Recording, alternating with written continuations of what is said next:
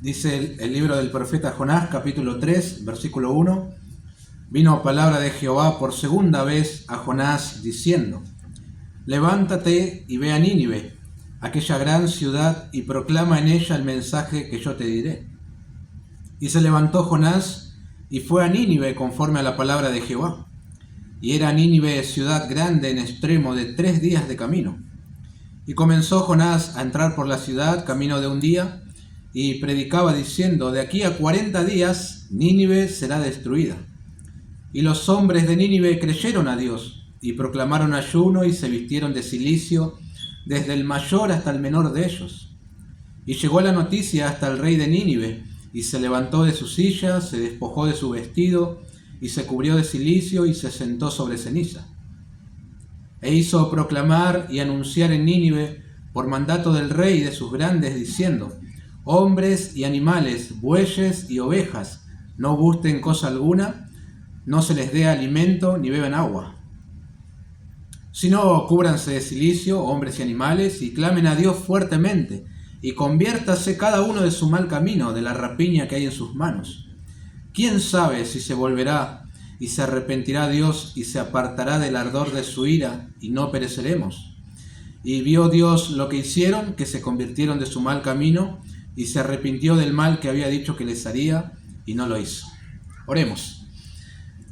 Gracias, oh Dios, una vez más, tremenda la porción que hemos leído, y siempre estamos emocionados de poder compartir tu palabra y expectantes también a que tú nos hables y que de alguna manera nosotros también podamos experimentar esto que ha sucedido históricamente en la ciudad de Nínive. Personas que se vuelven a ti, entendiendo que tú eres Dios y que hay pecado en sus corazones y necesitan de alguna manera que tú obres en ello, y eso queremos, oh Dios. Y te pedimos que mientras predicamos, tu Espíritu aplique la palabra también en cada corazón. En el nombre de Jesús, amén. Probablemente escuchaste alguna vez acerca sobre el gran despertar, ¿sí? También se conoce como avivamiento o renovación. Esta semana he estado leyendo en un blog acerca de los grandes despertares que ha experimentado la iglesia. No digo a lo largo de toda la historia, porque en el blog se mencionaban solamente 18 de ellos, y todos a partir del siglo XVIII en adelante. Es obvio que antes hubo otros despertares, ¿no? Y algunos de estos 18 que se mencionaban y generan un poco de dudas en cuanto a la veracidad de ese avivamiento. Por ejemplo, el avivamiento o el gran despertar, como quieran llamarlo, de la calle Azusa, Los Ángeles, año 1906, presidido por el movimiento de santidad, genera ciertas dudas, ¿sí? Genera ciertas dudas. A lo mejor se lo llama más avivamiento por el impacto, la explosión, lo que supuestamente se veía, a que el efecto que tuvo en las personas, ¿no? Después de ese movimiento y surge lo que hasta el día de hoy se conoce como la iglesia pentecostal, ¿no? Así que bueno, genera dudas ese avivamiento, pero hay otros. El primer despertar de ellos, el que dio puntapié a todos los demás, se dio en los años 1730 a 1755 con grandes predicadores como George Whitefield, John Wesley, Jonathan Edwards, hombres conocidos en la historia de la iglesia, que predicaban por lo general al aire libre, a las colonias británicas y a las islas británicas también, y miles de personas venían a la fe y confesando sus pecados y también evidenciando que se produjo un cambio en ellos, ¿no? Asumiendo nuevos compromisos de moralidad. Tremendo lo que pasó en esos años, ¿no? Durante esa época de gran despertar se dio aquel mensaje muy popular que el día de hoy se sigue escuchando, predicado por Jonathan Edwards: pecadores en las manos de un Dios airado. En el mensaje él enfatiza la realidad del infierno, invita a las personas a venir a Cristo con urgencia, ¿no? Se dice que mientras las personas escuchaban ese mensaje, muchas veces era interrumpido porque la gente gritaba, lloraba y preguntaba: ¿qué tenemos que hacer para ser salvos? Tremendo el impacto que tuvo ese mensaje, ¿no? Bueno, era una época de gran despertar. Ahora, en los grandes avivamientos, de eso que no te generan dudas que fue un mover de Dios, por lo general hay un denominador común, y es la predicación de la palabra de Dios. ¿Sí? La fe viene por el oír, y el oír por la palabra de Dios, ¿no? Difícilmente se produzca un avivamiento, un gran despertar, quitando la palabra de Dios, ¿no? La gente viene a la fe por primera vez escuchando la palabra de Dios, y aquellos que ya son creyentes son reavivados también por el mensaje de la palabra de Dios, pero sacar la palabra de Dios y es difícil que pueda haber un gran avivamiento. En el libro de Nehemías, los capítulos 8, 9 y 10, tenemos un gran despertar, o un ejemplo, mejor dicho, de lo que es un avivamiento. El sacerdote Esdras hace lectura de la ley de Dios, los levitas le ponen el sentido para que la gente entienda, y una vez que la gente entiende el mensaje, se alegran en su corazón y comienzan a hacer cambios en sus vidas y se comprometen a guardar los mandamientos de Dios. Eso es un avivamiento, no más y menos que eso. Hoy en día, queridos hermanos, hay muchas iglesias que hacen cultos especiales a los que los llaman culto de avivamiento. Pero una característica de esos cultos es que la carencia de una predicación fiel y expositiva. Sí vas a ver pompas, muchos espectáculos, supuestos acontecimientos sobrenaturales, mensajes motivacionales, pero la diferencia con un gran despertar es que esas personas quieren producir un gran avivamiento, pero los genuinos los produce Dios cuando se expone la palabra fielmente, ¿no? Vaya diferencia, sí que la hay.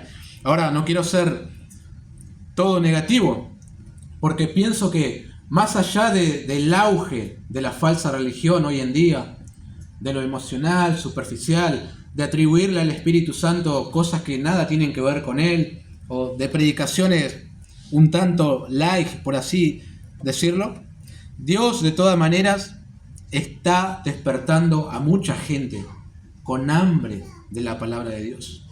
Hay muchos pastores que se están volviendo a la Biblia, incluso se están preparando mejor académicamente para poder exponer las Escrituras de una manera más clara y eficaz también. Y eso es un gran despertar. Hay personas buscando iglesias saludables y algunas de ellas se trasladan muchos kilómetros para poder congregarse.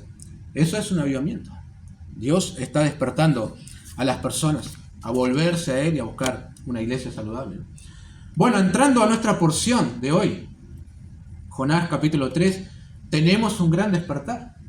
El gran despertar de Nínive, así he titulado el mensaje de hoy, porque los acontecimientos que vamos a estar prestando atención reúne las características de un genuino avivamiento.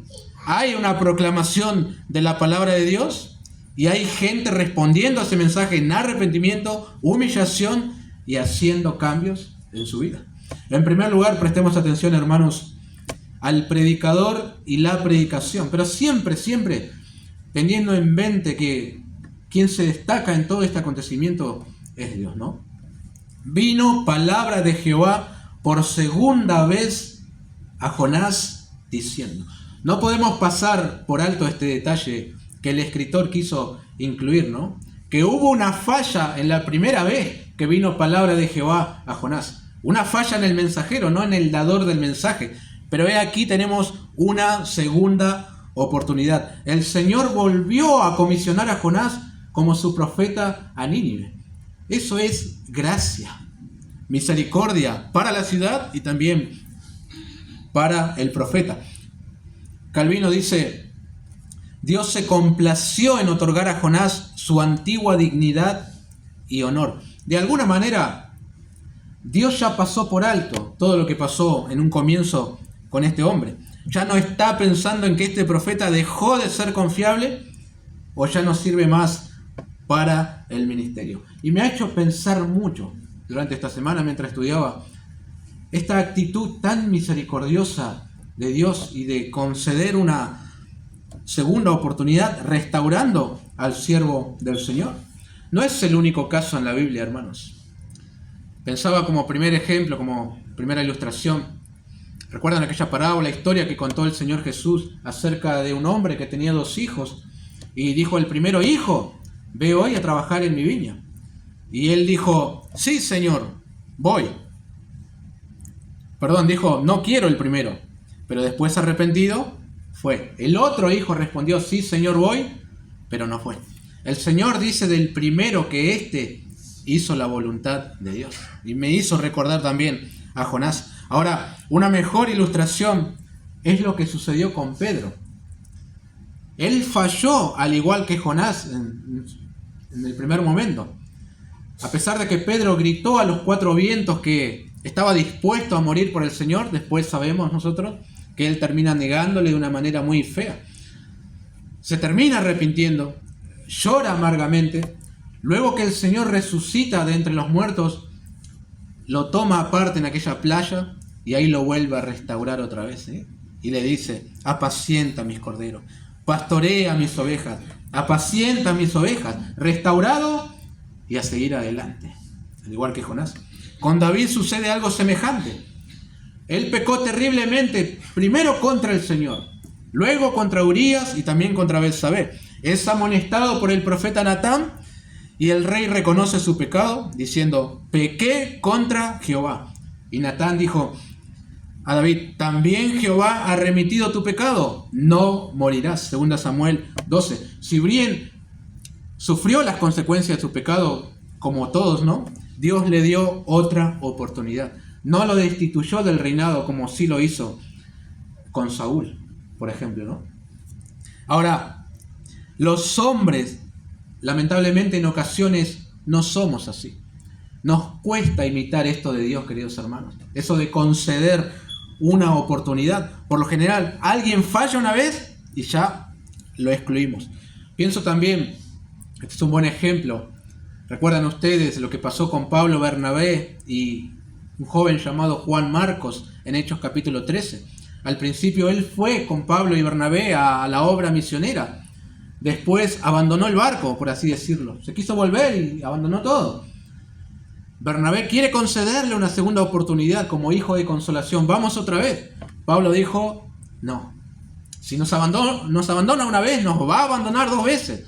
Y se armó una trifulca ahí entre los misioneros y decidieron separarse. Bernabé lo lleva y Pablo se va con otro y fue. No quiso darle una segunda oportunidad. Pero termina bien la historia porque cuando le escribe la carta a Filemón, habla de Juan Marcos. Dice: ahora me es útil, dice, tráele conmigo. Ya había pasado. Pero en un principio es como acá. Jonás falla, pero Dios le da una oportunidad. Y a veces nosotros no somos así. A los líderes, a los pastores les cuesta esto porque siempre está la idea de que si alguien falló una vez y va a fallar otra vez y así titubeas. Pero Dios no fue así con Jonás. Vino palabra de Jehová a Jonás. Dios es un Dios que da otra oportunidad, ¿no? Para que le pueda servir. Es obvio también que en ciertos oficios como el de anciano y diácono hay algunos pecados que te descalifican del ministerio. Eso es cierto. Pero no así del servicio. Si uno se arrepiente, se humilla ante Dios, Él te perdona y lugar para servirle siempre va a haber. Que eso es en última instancia lo que es lo más importante, ¿no? Servir al Señor. El mandato era el mismo que al principio de la historia: ir a Nínive, proclamar en ella el mensaje que el Señor le daría. Versículo 3.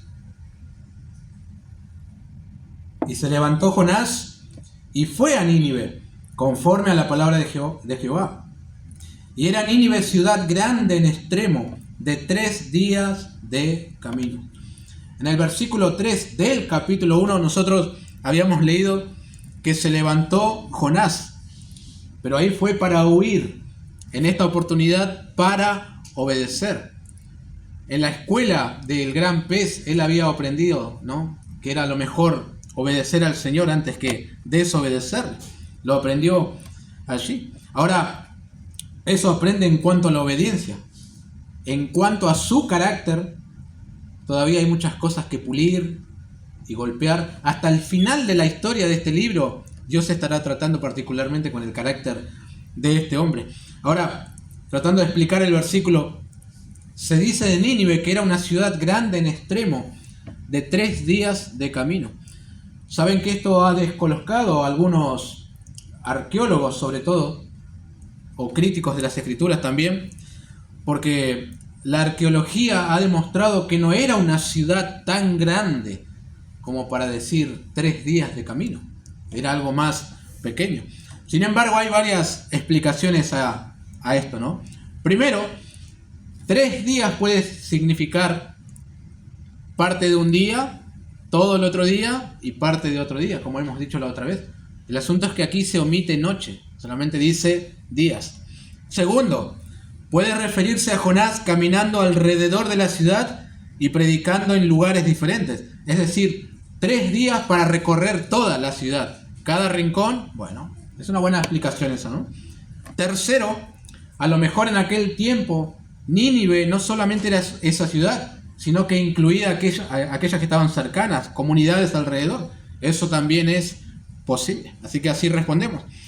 Sí sabemos que era una ciudad con muralla de unos 30 metros de alto y que tenía unos muros bastante anchos también, que podrían pasar por allí 3 carros a la vez. Eso es un montón, ¿verdad? Muy, muy amplio, muy fuerte.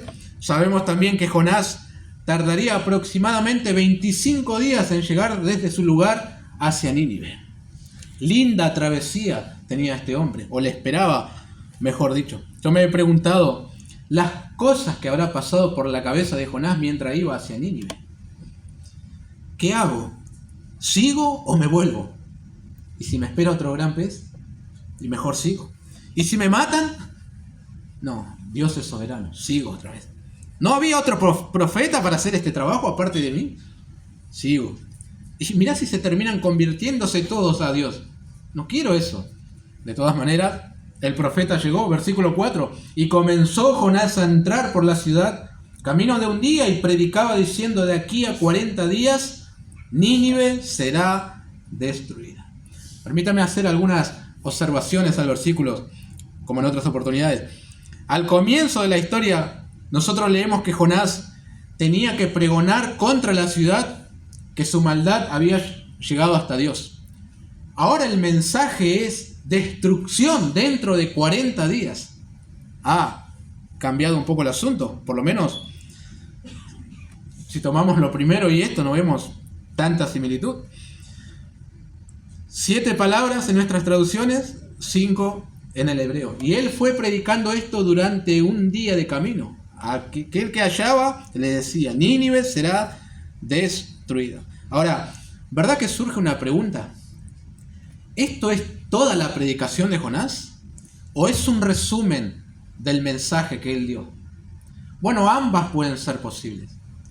Quiero explicar primero que puede ser esto toda la predicación de Jonás. Y eso ya es suficiente. Algunos se van a preguntar: ¿pero cómo es que con estas simples palabras se produzca tremendo avivamiento? Si dentro de todo Jonás no está diciendo mucho. Hay muchas cosas que no está incluyendo en el mensaje, no está hablando del amor de Dios bueno, faltan muchas cosas. Primero, tengamos en cuenta que este mensaje viene de parte de Dios. Es palabra de Dios y eso es poderoso.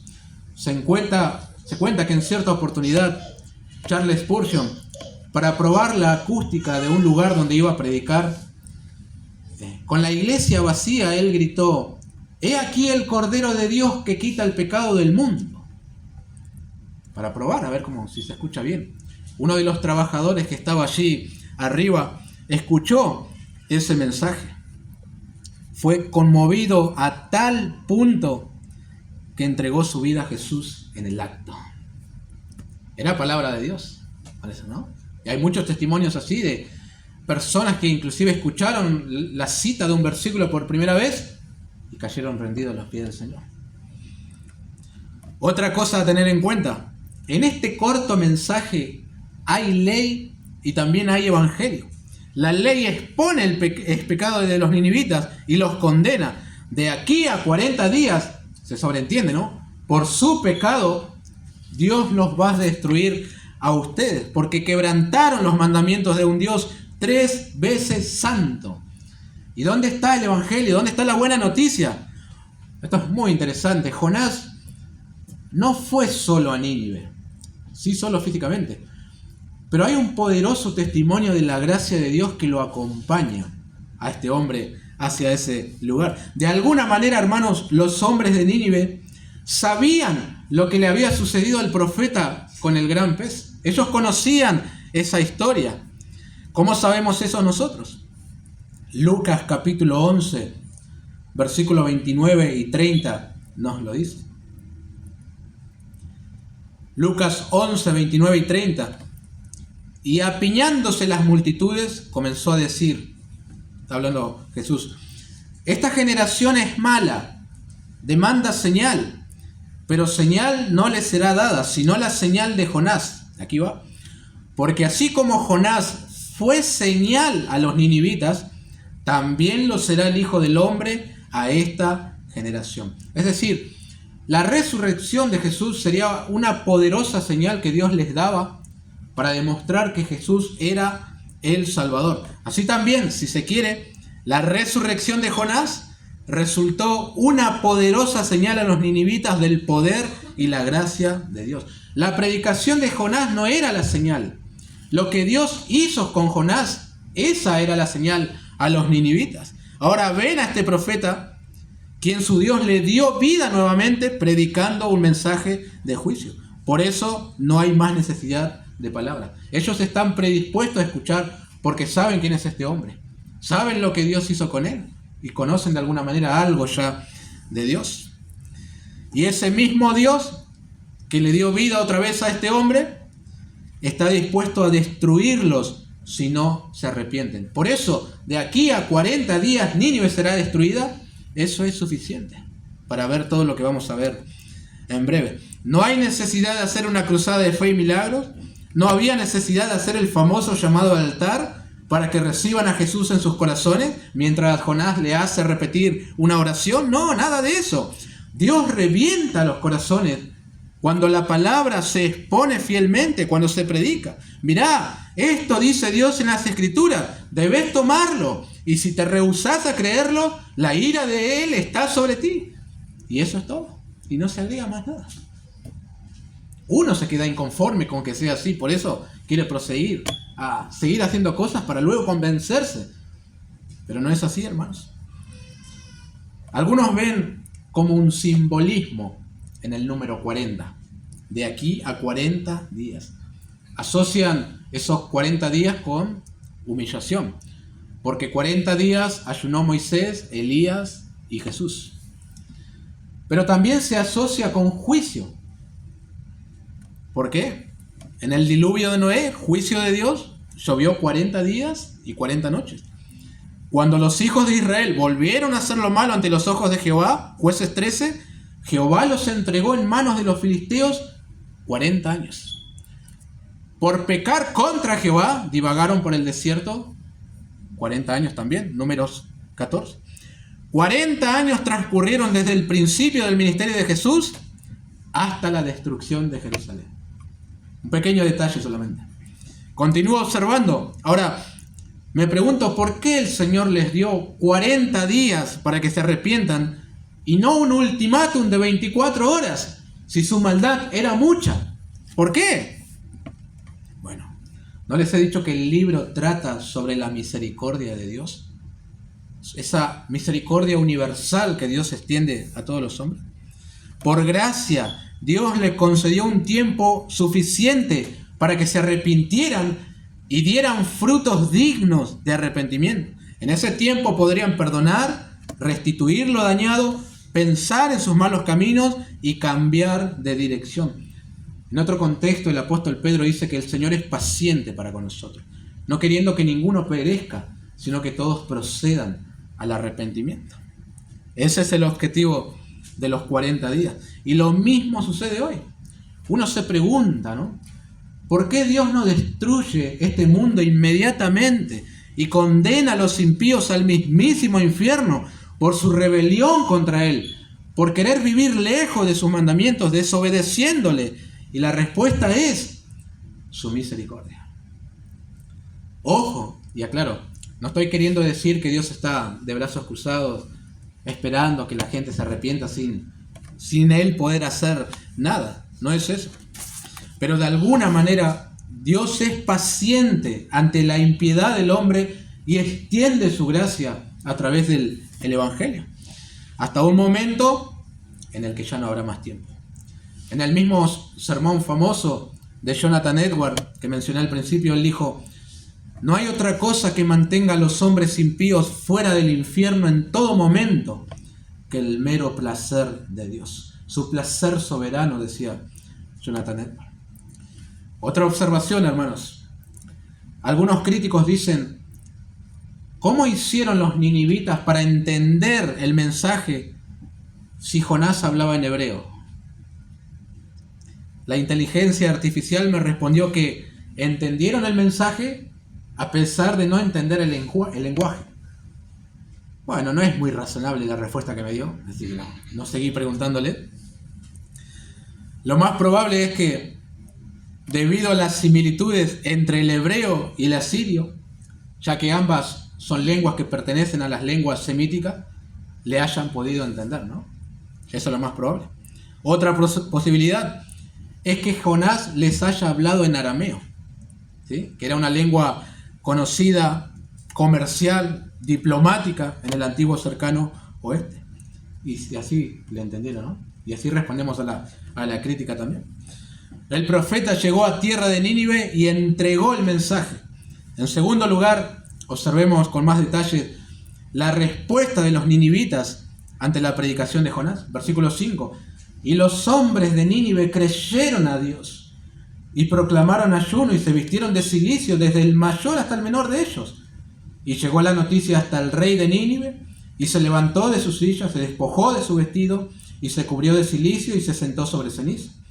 E hizo proclamar y anunciar en Nínive por mandato del rey de sus grandes, diciendo: hombres y animales, bueyes y ovejas, no gusten cosa alguna, no se les dé alimento ni beban agua, sino cúbranse de cilicio, hombres y animales, y clamen a Dios fuertemente, y conviértase cada uno en su mal camino de la rapiña que hay en sus manos. ¿Quién sabe si se volverá y se arrepentirá Dios y se apartará del ardor de su ira y no pereceremos? Este es un avivamiento, hermanos. El efecto del mensaje de la palabra de Dios es impresionante. Lo que acaba de ocurrir acá es algo tremendo, hermano. Jeremías 23:29, ¿no es mi palabra como fuego, dice Jehová, y como martillo que quebranta la piedra? Inmediatamente notamos que no creyeron a Jonás, creyeron a Dios, entendiendo que el mensaje no era humano, sino divino. Y eso que el mensajero no tenía una linda cara para compartir el mensaje tampoco. Estaba enojado y no quería ir, pero la palabra de Dios ha sido expuesta. Por eso Pablo decía a los corintios que con sinceridad, como de parte de Dios y delante de Dios, hablamos en Cristo. 2 Corintios 2:17. Cuando se anuncia un mensaje que viene de parte de Dios, cuando se dice lo que Él dice, bueno, eso es un mensaje poderoso. Y cada uno es responsable de cómo responde a ese mensaje. Sabemos que Jonás no tenía muchas ganas de predicar en Nínive. De todas maneras, hay algo hermoso acá. Y es observar que él no se atribuye ningún mérito en lo que acaba de acontecer, ¿no? Nadie está coreando su nombre: vamos, Jonás, vamos, vos podés. Él no, nada. Y eso es muy asombroso. Él sabe que es un mensajero y nada más. Qué distinta la época que vivimos hoy en día, ¿no? En cuanto a esto que estoy mencionando. Época en la que muchas iglesias, el nombre del pastor es más importante que el de Cristo. La gente sigue más al hombre que al Señor. Están anonadados con el servidor. Y cuando les falta, parece que la vida cristiana se acabó. No puedo seguir. Juan el Bautista hizo bien su trabajo como mensajero, ¿no? Porque él menguaba y estaba contento con eso, mientras Cristo iba creciendo más y más. Y ese tiene que ser la meta, por así decirlo, de todo predicador. Ahora bien, este es un verdadero milagro, lo que acaba de suceder. El milagro no es que Jonás haya sobrevivido dentro del cetáceo 3 días, tampoco la calabacera que creció de repente para darle sombra. El milagro aquí es que una nación pecadora que que no conoce a Dios, que de oídas había oído de él, se arrepienta de su maldad ante el mensaje de un profeta. Y encima extranjero para ellos. Pensemos lo siguiente, hermano. Una nación pagana, cada quien tiene su ídolo, viven como quieren, no conocen a Dios, su maldad había llegado hasta el tope. De repente viene un extranjero diciendo que su Dios, el Dios de los hebreos, destruirá su tierra en 40 días. El sentido común nos dice que el profeta, como mínimo, tenía que haber sido colgado en la horca. ¿Qué hace este tipo diciéndome que su Dios va a destruir mi tierra? Y ustedes saben cómo eran los ninivitas. Te empalaban directamente y quedabas colgado en el muro de la ciudad. Pero no fue lo que sucedió. Hubo muchas ocasiones, hermanos, en las que ni siquiera el pueblo de Dios atendía al mensaje de los profetas. Dios les hablaba una y otra vez y ellos nada. Y se volvían en contra del mensajero aún, como le pasó a Jeremías. Sin embargo, esta nación pecadora responde con arrepentimiento y conversión. ¿Y cómo se explica eso? Bueno, considerando esa conclusión a la que llegó Jonás dentro del gran pez. La salvación es de Jehová. Él tiene misericordia de quien quiere tenerla. Finalizando este libro, el Señor pregunta a Jonás, ¿no tendré yo piedad de Nínive? El Señor como que le dice al profeta, yo soy soberano, yo hago lo que quiero. Salvo a quien quiero y punto. El apóstol Pablo, escribiendo a los romanos, dice, tendré misericordia del que yo tenga misericordia, y me compadeceré del que yo me compadezca. Así que no depende del que quiere ni del que corre, sino de Dios que tiene misericordia. 9, 15 y 16. Y luego en el versículo 18 al 21 dice, de manera que de quien quiere tiene misericordia, y al que quiere endurecer, endurece. Pero me dirás, ¿por qué pues sin culpa? Porque ¿quién ha resistido a su voluntad? Mas antes, oh hombre, ¿quién eres tú para que alterques con Dios? Dirá el vaso del barro al que lo formó, ¿por qué me has hecho así? ¿O no tiene potestad el alfarero sobre el vaso de barro para hacer de la misma masa un vaso para honra y otro para deshonra? Dios está siendo Dios en Nínive, ejerciendo su soberanía, su misericordia. Así que los ninivitas, de una manera sorprendente, creyeron a Dios. Pero a esto le falta algo, ¿no? Santiago dijo que la fe sin obras es una fe muerta. Necesitamos alguna evidencia aparte de que alguien diga que creyeron a Dios. Noten las evidencias de tal conversión. Proclamaron ayuno, se vistieron de cilicio desde el mayor hasta el menor. Y el rey fue más lejos. Extendió el ayuno también hasta los animales. Que todos ayunen y se vistan de una manera, que indicaría que se han humillado ante Dios. Él proclamó que todos deberían clamar a Dios fuertemente, apartarse de sus maldades. Por esta mención de la rapiña que hay en sus manos, ahí podemos ver la violencia que había en Nínive, ¿no? Era tremenda. Y él dice, conviértanse. Ahora, era una práctica común, ustedes saben, en aquel tiempo, no solamente en pueblos paganos, sino en Israel también, el ayunar y el vestirse de cilicio, a veces se echaba polvo sobre sus cabezas también. Y es una expresión externa que simboliza los sentimientos externos. En este caso de humillación, de duelo. Hoy ya no se hace tanto, pero hubo una época en la cual te tenías que vestir de negro para ir a un velorio o algo al cementerio, ¿no? Porque de alguna manera estabas indicando que acompañabas los sentimientos y te humillabas también, no estabas afligido. Ahora, esto no era una puesta en escena, ¿no? Lo que está pasando en Nínive. Era algo genuino. Experimentaron convicción de pecado. Y mi punto de referencia no es solo lo que estamos viendo acá, sino otra vez citando al Señor Jesús. Muchos años después, Él dijo, los hombres de Nínive se levantarán en el juicio con esta generación y la condenarán, porque ellos se arrepintieron a la predicación de Jonás. Mateo 12:41. Y si el Señor dijo que se arrepintieron, es porque esta gente se arrepintió de verdad. No hay muchas vueltas.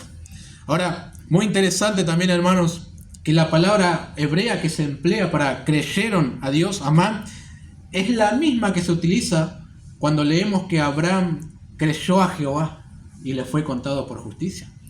El diccionario Vine dice que es una confianza plena en Dios. Y es lo que parece que está sucediendo en Nínive, ¿no? Estos hombres se convirtieron verdaderamente.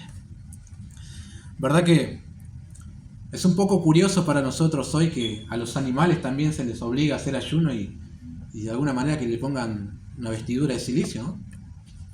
Hoy los ninivitas se matarían de la risa al ver a los perritos con la ropita para que no tengan frío, ¿no? Y ellos lo mandaban a ayunar a todas las mascotas también. Épocas distintas. Alguien dijo, el historiador griego Heródoto, 450 a.C., cuenta que un ejército persa lamentó la pérdida de un líder de caballería, cortando el pelo a sus caballos, así como el de ellos. El libro apócrifo de Judith, capítulo 4, 10 y 11, se hace referencia a que los judíos pusieron ropas ásperas en los altares y sobre su ganado durante un día de oración y penitencia. De alguna manera, los ninivitas consideraban a los animales como una parte de la persona que los poseía, ¿no? Por eso, como que hagan ellos lo mismo que estamos haciendo nosotros. Ahora, lo más importante, ¿no? Este es un buen ejemplo de lo que es un arrepentimiento genuino y una conversión. Cosas que también vemos, y a lo mejor con mayor profundidad, en el Nuevo Testamento. El Señor, cuando principia su ministerio, el mensaje era: arrepentíos, el reino de los cielos ha llegado. Pedro en su primer sermón también dijo: arrepentíos y convertíos.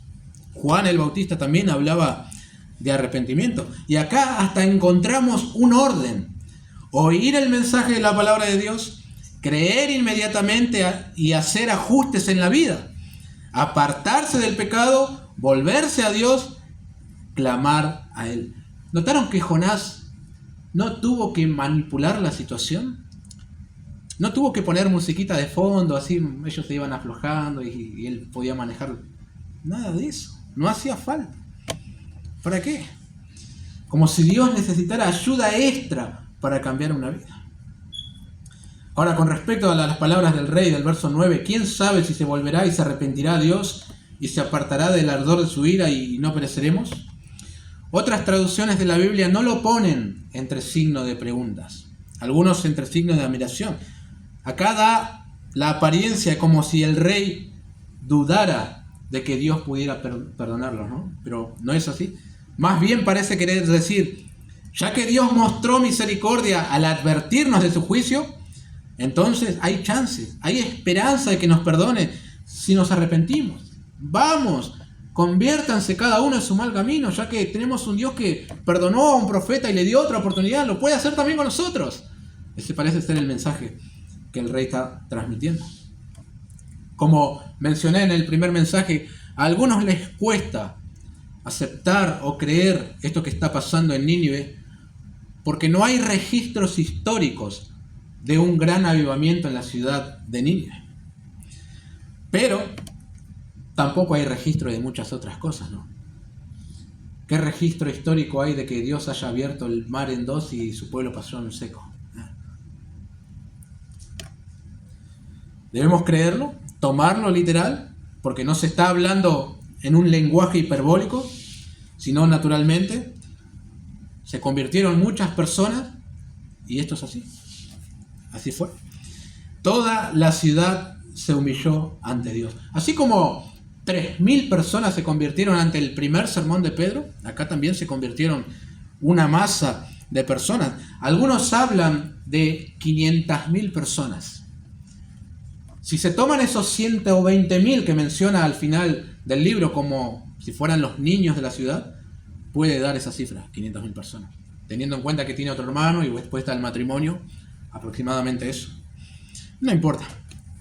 Sean miles o sea uno solo, es un milagro igual, porque solo Dios puede transformar una vida de violencia a una vida de consagración a Él, ¿no? Eso es el mayor milagro, hermanos. Y es el mayor milagro hoy en día también. Conoces a una persona que vos decís, no, este no se puede convertir nunca. No quiere saber nada con Dios, es un desastre, está en pecado. Dios lo puede hacer. porque la conversión es un milagro que Él hace. No lo genera el hombre, sino Él. Ahora, este gran despertar, hermanos, nos enseña algo con respecto al arrepentimiento. Y es que este tiene que ser inmediato. Nadie aquí esperó hasta el día 39 para arrepentirse. Oyeron el mensaje e inmediatamente respondieron a la advertencia de Dios. Algunos creen que pueden postergar el volverse a Dios. No, yo cuando sea grande voy a ordenar mi vida y después, bueno, voy a ser un creyente de verdad. Ahora tengo que disfrutar un poco y la religión es para gente grande, ustedes saben. Otros dicen, yo a partir del mes que viene voy a comenzar a ordenar mi vida. Qué necedad, ¿no? ¿Quién sabe si vas a tener un mañana? Si no sos el dueño de tu vida. ¿Saben cuántas personas postergaron la vida espiritual para el mañana y hoy están en el infierno? No creyeron a Dios. Por eso, hoy tenés que hacer caso a la advertencia de Dios. Hoy tenés que venir en arrepentimiento y fe. Algo más. Los ninivitas se arrepintieron y oyeron un solo mensaje. No más. Hay gente que lleva escuchando infinidad de mensajes en sus iglesias, en YouTube y, bueno, en cualquier otro lugar. Y aún así no son salvos. No se arrepienten de sus pecados. Otros van saltando de iglesia a iglesia y nunca llegan al conocimiento de la verdad. El problema está en sus corazones. Son duros. Se resisten a la verdad. Como decía Esteban antes de morir, vosotros resistís siempre al Espíritu Santo, como vuestros padres, así también vosotros. Que no sea este tu caso, mi querido amigo. Si oyereis hoy su voz, no endurezcáis vuestros corazones. Atiende al mensaje. El que en él cree no es condenado, pero el que no cree ya ha sido condenado, porque no ha creído en el nombre del unigénito Hijo de Dios. En tercer lugar, hermanos, el Dios misericordioso cambia el curso de la historia. Versículo 10. Y vio Dios lo que hicieron, que se convirtieron de su mal camino y se arrepintió del mal que había dicho que les haría, y no lo hizo. Tremendo. Les soy sincero, hermanos, me asombra este versículo. Me descoloca. Mucho más que aquel que dice que Jonás estuvo 3 días y 3 noches dentro del gran pez. Y reconozco que no lo entiendo bien. Y entro en cierta tensión entre la soberanía de Dios y la responsabilidad del hombre. Pero de alguna manera, hermanos, esto nos muestra como que Dios pega un volantazo a ese camión que se dirige hacia el juicio y retrocede cuando alguien se arrepiente y se humilla ante él. Dios lo hace. Viene a toda velocidad, acá hay juicio. De repente alguien, perdón Dios, y se da vuelta y se va. Sí, me impacta esto.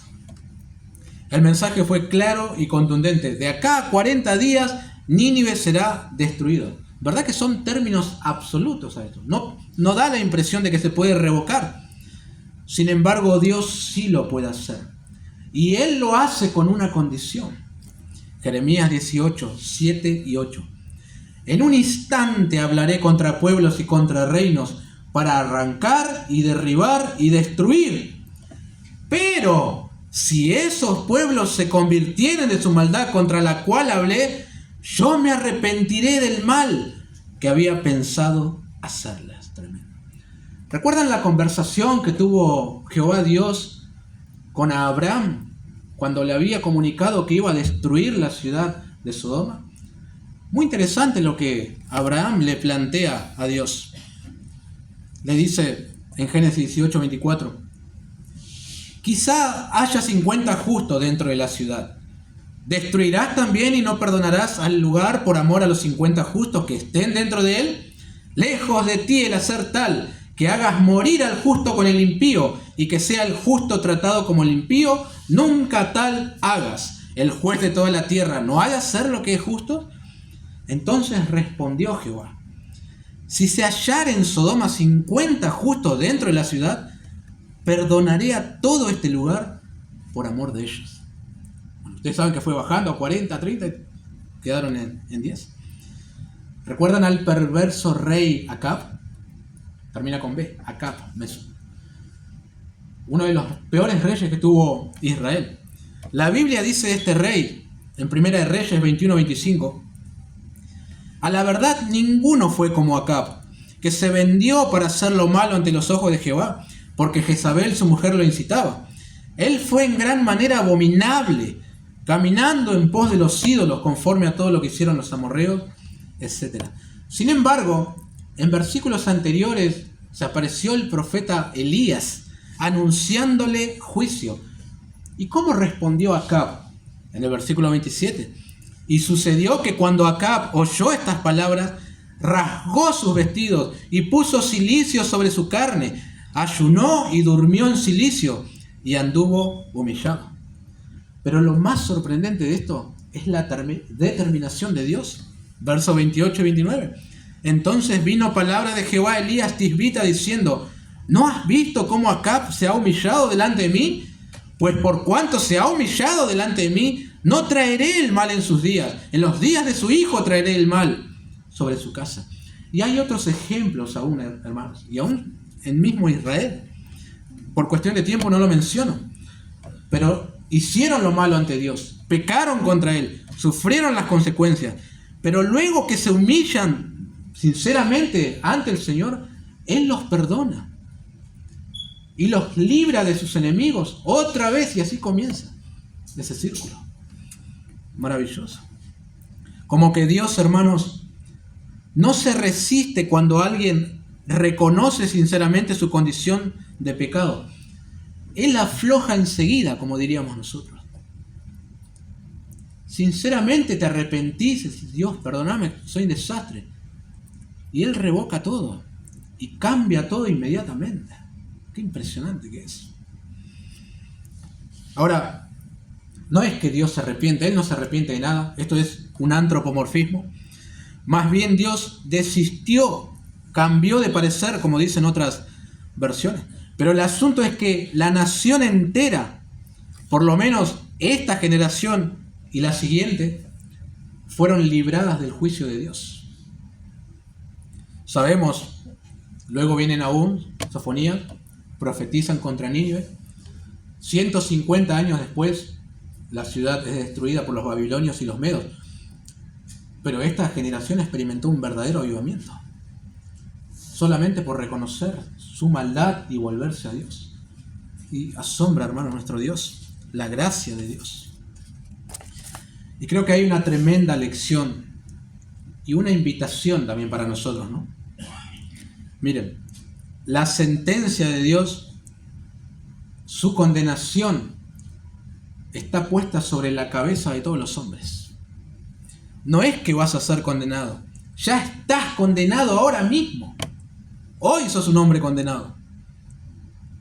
Pero ese estado se puede revertir si reconoces que sos un pecador y en arrepentimiento y fe venís a los pies del Salvador.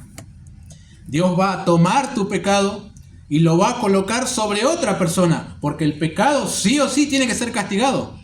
Lo va a colocar sobre la persona de su Hijo, Cristo Jesús. El justo toma tu lugar y vos sos declarado absuelto, libre de pecado. Eso es lo que pasa cuando te arrepentís y crees en Jesús. Confías en Él como tu Salvador. No hace falta que ayunes, que te vistas de una manera particular. No vas a impresionar a Dios y Él ya no requiere eso, pero es necesario que respondas a este llamado urgentemente, humillándote ante Él antes de que sea tarde. No juegues con la gracia de Dios. Mañana puede ser demasiado tarde. Pero termino con esto. Dios es muy misericordioso, compasivo. Sus entrañas se conmueven de alguna manera cuando un hombre y una mujer reconocen que son pecadores y que le necesitan a Él. Vienen ante Él confesando su maldad y Dios dice: sí, te perdono. Y borra todo inmediatamente. Toma todos tus pecados, la arroja. No me acuerdo más de Él. Comenzamos una nueva vida. Eso es lo que hace Dios. Así que confía en Él, si aún no has confiado en Él, ¿no? Oremos.